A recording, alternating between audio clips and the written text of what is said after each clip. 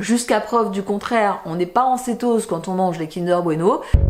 Je me nomme Merlin. S'amuser avec son cerveau, ça peut être très dangereux. Je suis bien d'accord avec vous. Mais qui êtes-vous donc Je me nomme Merlin. S'amuser avec son cerveau, ça peut être très dangereux. Non, je discutais avec l'ordinateur. Les amis, bienvenue dans ce nouvel épisode du Keto Book Club où nous allons parler d'un livre que vous avez beaucoup demandé. C'est, je crois, le numéro 1 des ventes cétogènes en France. C'est le grand livre de l'alimentation cétogène par Nelly et Ulrich Jenison. Je vous avoue que je suis très contente et très fière que sur cette chaîne vous aimiez la rubrique Keto Book Club parce que ça veut dire que vous aimez lire, parce que ça veut dire que c'est important pour vous d'apprendre des choses et de se documenter sur la diète cétogène.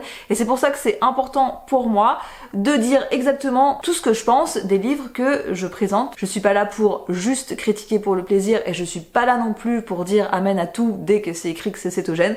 Je suis juste là pour dire ce que je trouve de bien et de moins bien dans les livres. Et si vous aimez cette rubrique, eh bien, je vous invite à laisser un like à cette vidéo. Je vous invite aussi à me faire votre suggestion de livres que vous aimeriez que j'aborde. Même si vous l'avez déjà fait, n'hésitez pas à le refaire parce que je retrouve pas toujours les suggestions que vous m'avez faites. Pour celui-ci, c'est un très gros livre de 360 pages qui coûte 23,95 € et qui a été publié par Thierry Soucard, comme la majorité des livres sur le cétogène, sauf le mien. Alors avant de rentrer dans le dur, j'aimerais bien qu'on parle du titre et de la couverture.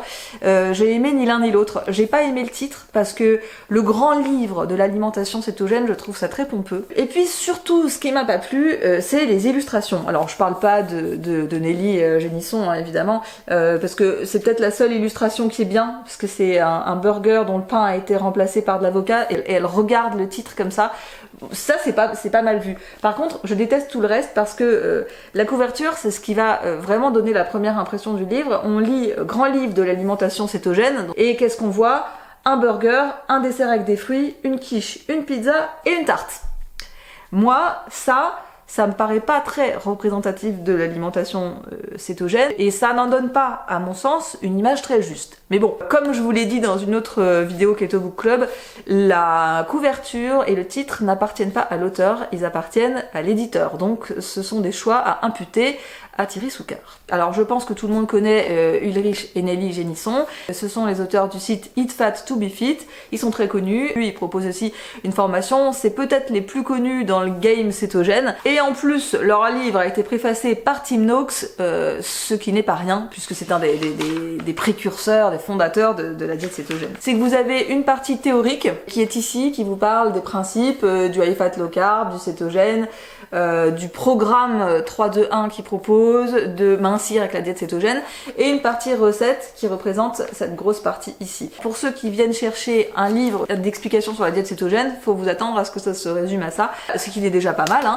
Et vous avez du coup 150 recettes sur tout le reste des pages, donc ça prend quand même une très grosse partie du livre. Alors moi je vais surtout vous parler de la partie théorique parce que finalement les recettes d'un livre à l'autre, je trouve qu'elles se ressemblent, elles sont plus ou moins laxistes, plus ou moins bonnes, plus ou moins fancy, mais les recettes, c'est les recettes. Moi, ce qui m'intéresse et ce qui fait la différence pour moi d'un livre à l'autre, c'est vraiment la partie théorique, la qualité des informations qui sont apportées, parce que c'est ça aussi qui va faire que la personne, elle a une compréhension plus ou moins bonne de sa diète et qu'elle pourra faire un usage plus ou moins bon des recettes derrière. Alors, on a une introduction et puis une petite partie qui s'appelle les principes du low carb high fat, que j'ai trouvé assez bien faite. Ce qui m'a pas mal plu d'ailleurs, c'est qu'il y avait une espèce de petit topo historique. Alors c'est pas un truc exhaustif, mais ça met l'accent sur des moments d'histoire où il y a eu des découvertes, des avancées et comment les choses sont arrivées. Après vous avoir expliqué les principes de la diète cétogène, on vous dit que vous allez pouvoir vous mettre au cétogène grâce au programme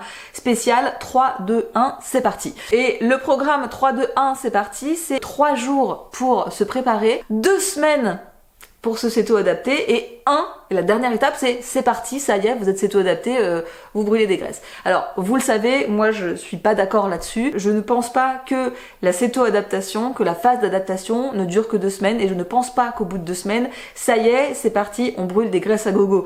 C'est un écueil que j'avais trouvé dans le livre de Madame Burdoirois. Moi, je peux vous dire, avec tous les coachings que je fais depuis 6 ans, qu'on n'est pas céto-adapté au bout de 2 semaines, qu'au bout de 2 semaines, les taux sont loin d'être régulés. Alors ça arrive, certaines personnes, et déjà déjà les taux qui soient vraiment pas mal, et ce dès le début. Est-ce que ça veut dire qu'ils sont céto-adaptés? Non. Et en fait, c'est un problème que j'ai relevé dans le reste du livre par la suite. Il y a un problème de terminologie en fait. C'est-à-dire que il y a jamais de moment où ils disent des choses fausses. Ulrich et Nelly, c'est plutôt des gens que je trouve une bonne compréhension de la diète cétogène, mais des fois je trouve qu'il y a des imprécisions qui sont embêtantes. Et notamment, il y a une imprécision là-dessus, c'est-à-dire qu'il y a une confusion entre la cétose nutritionnelle et la céto-adaptation, et cette confusion, je l'ai retrouvée à plusieurs reprises dans le livre. On vous dit en gros, la cétose nutritionnelle, c'est la céto-adaptation, c'est que ça y est, vous êtes adapté et votre corps il brûle des graisses à gogo. Et ça, je ne suis vraiment pas d'accord. Il y a vraiment une différence notable entre le moment où le corps produit des cétones qui dégradent à partir des graisses et le moment où c'est vraiment rentré dans le cycle de Krebs, le moment où c'est vraiment votre énergie par défaut, le moment où vous fonctionnez de la bonne manière avec, et ce temps-là, c'est vraiment un temps de 4 semaines grand minimum, mais je dirais plutôt 6 à 8. Et en plus, ça correspond exactement avec le temps qu'il faut aux mitochondries pour se renouveler en cycle de demi-vie. C'est logique, c'est le temps qu'il faut au métabolisme pour changer d'environnement et se mettre à fonctionner avec du gras. Vous allez peut-être vous dire que je chipote sur des détails, mais je pense que c'est important, parce que c'est ce qui brouille la compréhension de beaucoup de gens. C'est ce qui fait qu'il y a beaucoup de gens qui réduisent leur graisse beaucoup trop tôt, parce qu'ils disent ça y est, je suis céto-adapté. C'est ce qui fait qu'il y a beaucoup de gens qui se mettent beaucoup trop tôt à faire des cheats ou à consommer des choses qui sont pas souhaitables. C'est ce qui fait qu'il y a beaucoup de gens qui se mettent à jeûner beaucoup trop tôt, parce qu'ils se disent ça y est, je suis céto-adapté. Et donc c'est pas juste une distinction de terminologie, c'est quelque chose qui est important parce que ça conditionne votre comportement pour la suite. Une fois que l'introduction est finie, on arrive sur le chapitre 1 qui s'appelle les principes du low carb high fat. Et alors là, je pense qu'on a quelque chose de l'ordre de la dissonance cognitive, parce que moi, quand on m'explique les principes du low carb high fat et qu'à côté, j'ai une jolie fille avec des pancakes, je pense qu'il y a un problème. Principe du high fat low carb, consommation de pancakes. Vous voyez? Là, pour moi, ça, il y a un gros problème. Ça m'a mis en de fort mauvaises conditions pour lire la suite, alors que la suite est loin d'être mauvaise. C'est toujours un moment très important, le moment où on va expliquer les principes du cétogène ou du low carb high fat, enfin pour eux c'est la même chose. Et il y a quelque chose que j'ai vraiment apprécié dans leur livre, ils vous donnent une autre façon de voir les 3 macronutriments: glucides, protéines et lipides. Il vous propose de considérer les protéines comme une cible, c'est-à-dire qu'il va falloir trouver la bonne cible pour vous, pas trop bas et pas trop haut. Ils vous en parleront après. Il vous propose de considérer les glucides comme une limite, c'est-à-dire j'ai une limite à ne pas franchir, je dois pas être par exemple au-dessus de 15 ou au-dessus de 20. Et il vous conseille de voir les lipides comme un levier, c'est-à-dire que vous allez consommer dans tous les cas beaucoup de lipides, mais en fonction de vos objectifs, vous allez en consommer plus ou moins. Vous êtes en phase d'adaptation, vous êtes en perte de poids, vous êtes en ci ou ça, vous allez actionner ce levier. Je trouve que c'est très bien vu. C'est exactement ça. Alors ensuite, il y a toute une partie d'explication sur les fameux ratios du cétogène, où on parle du ratio 4 contre 1, 3 contre 1, 2 contre 1, 1 contre 1. Bon, ça, moi, ces histoires de ratios, je trouve ça inutilement compliqué.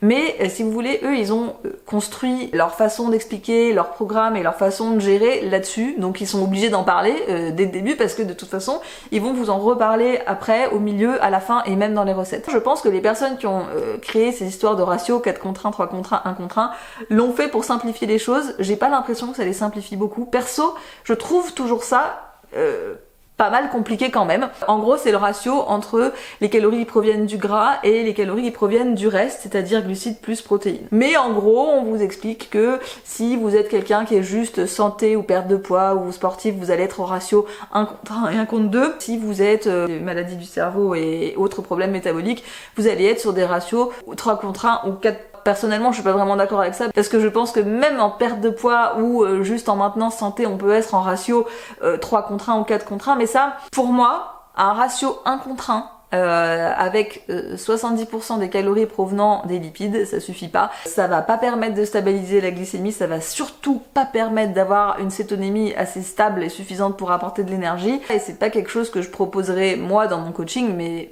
ça me regarde. Au milieu de cette partie sur les principes de l'alimentation cétogène, j'ai trouvé une partie très intéressante sur les édulcorants, avec les distinctions qui sont importantes à faire. Tout n'est pas mis dans le même sac. L'érythritol et le xylitol, qui sont tous les deux des sucres d'alcool ne sont pas mis dans le même panier, il y a bien des nuances qui sont faites, on vous explique que c'est quand même un problème parce que ça fermente dans le gros intestin. Ulrich vous dit que lui, il a des problèmes quand il en consomme trop, voilà, ça se passe pas bien. Et c'est bien expliqué que vous ne pouvez pas utiliser de sorbitol.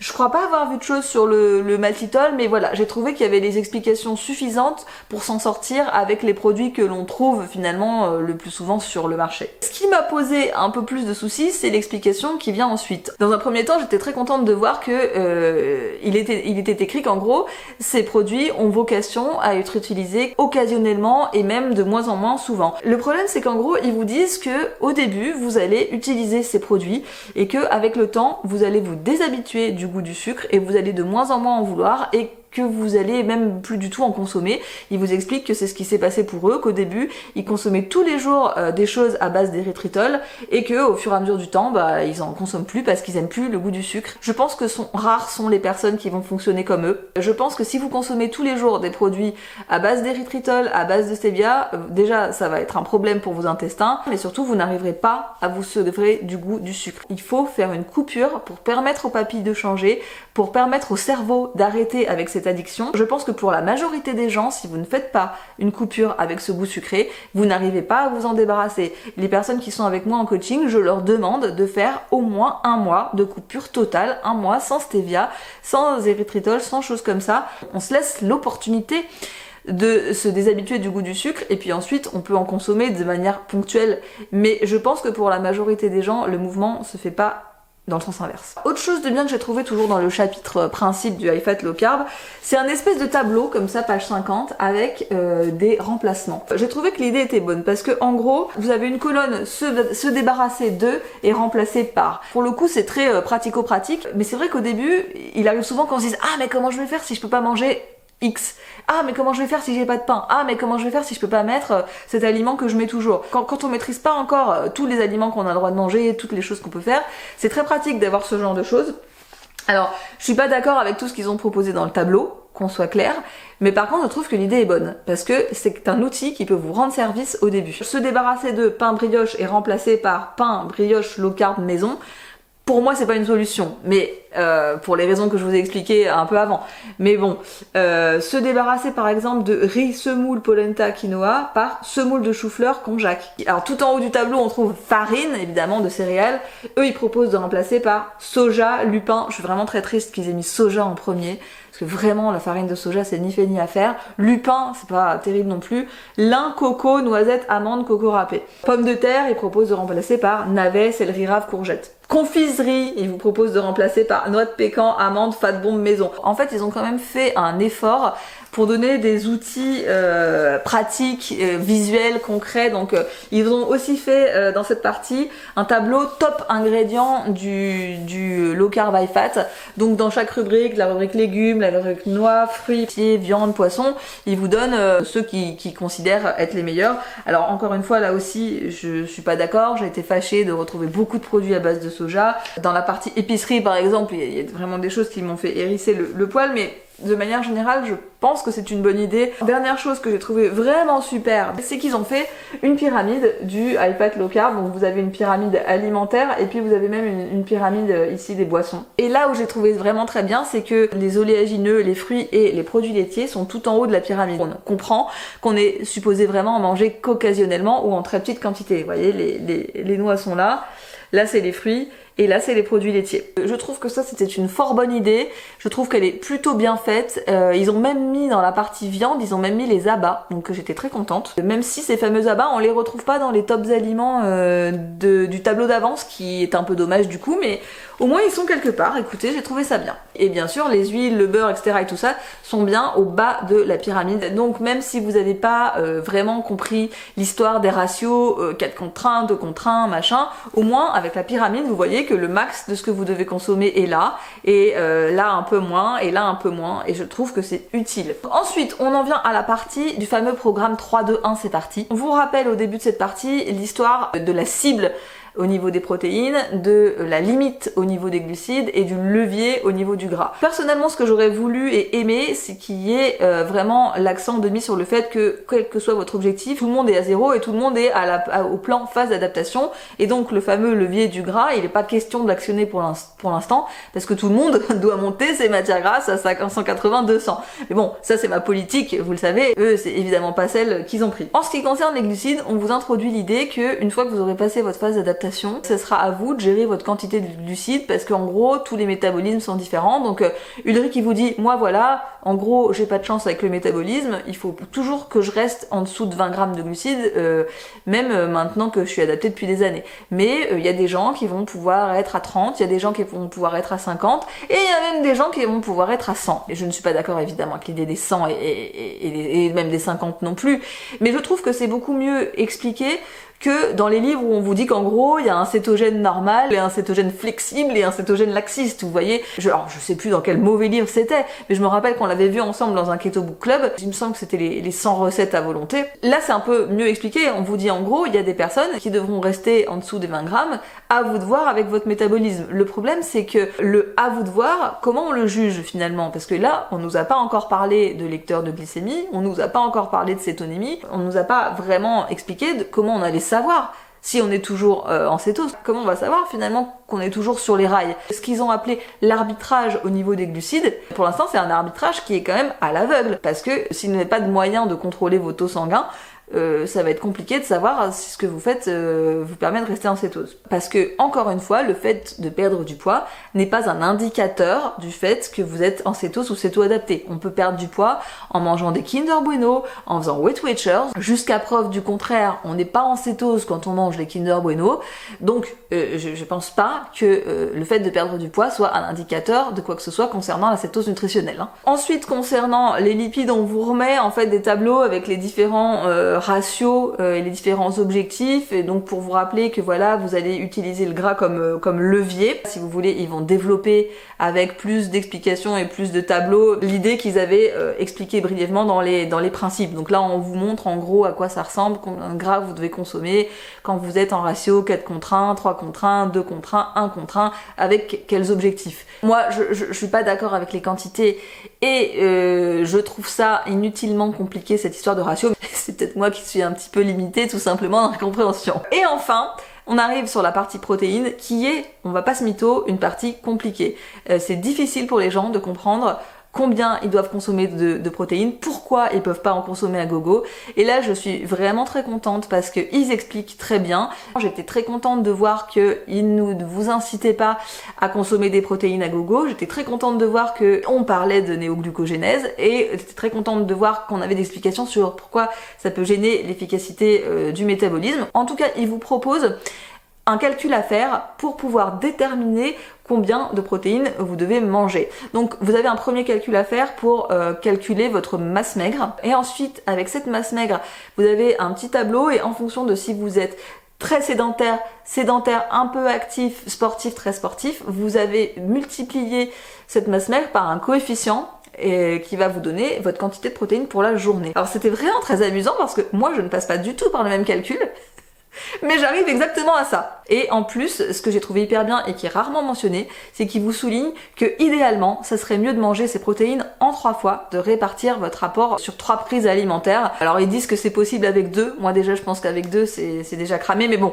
en tout cas c'était mentionné et c'était très bien. D'ailleurs, autre chose que j'ai trouvé bien, page 170, petit tableau de conseils pour réussir son adaptation, répartir ses prises alimentaires sur 3 repas. Oui, voire ajouter une collation. Le petit déjeuner reste important durant cette phase de sevrage. Merci, oui, merci, parce que j'en ai jusque là, moi, des livres qui vous conseillent de sauter le petit déjeuner, de faire du jeûne intermittent, comme celui de Madame Bourdoirin, on l'a vu. Privilégier la consommation des graisses saturées, et enfin, ne pas chercher à perdre de poids durant cette phase d'adaptation. C'est très rare qu'on le trouve, je trouve ça très bien. Il faudrait juste qu'on se mette d'accord, eux et moi, sur la durée de la phase d'adaptation, et on serait complètement en phase. Après, il y a une partie un peu comment tamponner les désagréments de la phase d'adaptation. Je l'ai trouvé un peu faible parce que très vague. C'est-à-dire que oui, essayez de consommer un peu plus de gras, un peu plus de beurre, un peu plus d'huile de coco, mais Voilà, on sait pas combien. N'hésitez pas à consommer plus de sel. Oui, mais combien exactement? Quand? Comment? N'hésitez pas à vous supplémenter en minéraux. Ah oui, on vous conseille de boire des eaux minérales. Clairement, les eaux minérales, ça va pas suffire du tout. Hein. Là, ça, j'ai trouvé ça faiblard, c'est dommage. On vous conseille de prendre un multivitamine et on arrive sur une partie où on vous conseille de faire des jus verts pour que vous ne manquiez pas de nutriments. Ça, j'ai trouvé que c'était vraiment la partie un peu datée, un peu ringard du livre, qui est vraiment très dommage parce que ça nous ramène dans le passé de la nutrition. Ça nous ramène à la croyance finalement que les micronutriments, les vitamines et les minéraux, on les trouve que dans les légumes, alors que c'est faux. Rappelez-vous du Keto Book Club de la dernière fois avec Madame Burdois-Roy, il y avait un tableau qui montrait très bien que la densité nutritionnelle, elle était pas au max dans les légumes, elle était au max dans les abats, par exemple, dans les parties grasses de la viande. Vous vous rappelez, à la fin du tableau, il y avait le foie de bœuf et la viande de bœuf. C'était rouge partout, c'était dense partout au niveau des micronutriments, alors que ça l'était pas sur le chou kale ou le brocoli. Surtout qu'il y a une partie un peu moralisatrice où on vous dit en gros voilà, si vous faites que vous gavez de gras, vous aurez peut-être vos macros bien, mais vos micronutriments seront pas bien. Bah non, je suis pas d'accord. C'est pas seulement en faisant des jus verts et en prenant du multivitamine qu'on fait attention à ces minéraux, qu'on fait attention à ces nutriments, qu'on fait attention à ces apports alimentaires. Ça c'est vraiment de la nutrition très datée. J'étais un peu surprise de trouver ça. D'autant que faire des jus verts, oui et non, parce que en fait quand vous faites des jus de légumes, alors Ulrich, je vous donne la recette de son jus préféré, il y a quand même beaucoup de légumes à l'intérieur, et il faut savoir que ces légumes, ils seront sans les fibres non solubles, donc ça veut dire qu'il y aura plus que les fibres solubles, il n'y aura pas ces fibres non solubles pour ralentir la montée de la glycémie, donc il est très possible que ce genre de jus fasse monter la glycémie. On nous en a pas parlé, mais moi je l'ai déjà constaté avec les personnes qui souhaitaient faire des jus verts. Même quand vous mettez que des légumes, vous pouvez vraiment avoir une montée de glycémie. Et il vous dit que pour améliorer son transit, il rajoute de l'inuline. Et l'inuline, je suis bien navrée, mais c'est une fibre qui est très forte et qu'énormément de gens ont de problèmes à supporter, à digérer et qui leur génère des inconforts intestinaux importants. Donc c'est pas vraiment un conseil qu'on peut donner à tout le monde de consommer de l'inuline. Ensuite, on a le chapitre qui s'appelle mincir avec le high fat low carb. Donc, on vous dit en gros, vous allez actionner le levier des lipides, c'est-à-dire que vous allez consommer moins de matières grasses ajoutées, et comme ça, vous allez taper dans vos gras stockés et vous allez perdre du poids. Ici, ils ont choisi de pas s'attarder énormément sur la question, et quelque part, ils ont raison. Pourquoi faire de la perte de poids quelque chose de compliqué pour faire croire qu'il y a des choses très compliquées à savoir, alors qu'en fait, non. Il faut avoir un métabolisme qui marche, avoir des hormones bien en place, des mitochondries bien en place, et normalement, le reste suit. C'est juste que le normalement n'arrive pas si souvent que ce qu'on voudrait. Et c'est vrai que souvent, il y a quand même aussi des blocages. Alors, il les mentionne, c'est-à-dire qu'il y a une petite partie que faire si, en gros, je sais plus comment c'était formulé, mais ça voulait dire que faire si j'ai le métabolisme bloqué. Je crois que c'était que faire si j'ai fait beaucoup de régimes, et voilà. Et alors cette partie, il aurait mieux valu pas la mettre, c'était ni fait ni à faire.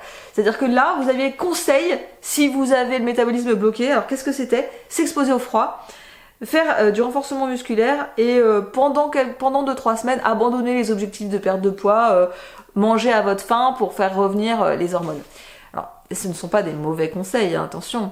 Mais, excusez-moi, si une personne a le métabolisme bloqué, son axe thyroïde surrénal complètement claqué, si une personne a son métabolisme bloqué à cause de ça, en fait, le métabolisme ne veut pas revenir à la normale parce que pendant 2-3 semaines, vous avez mangé à votre faim ou parce que vous vous êtes exposé au froid. Je pense même que si on a des problèmes de thyroïde, c'est pas une bonne chose de se foutre dans le froid tout de suite alors qu'on n'est pas capable. Je pense qu'il y a des choses à faire avant.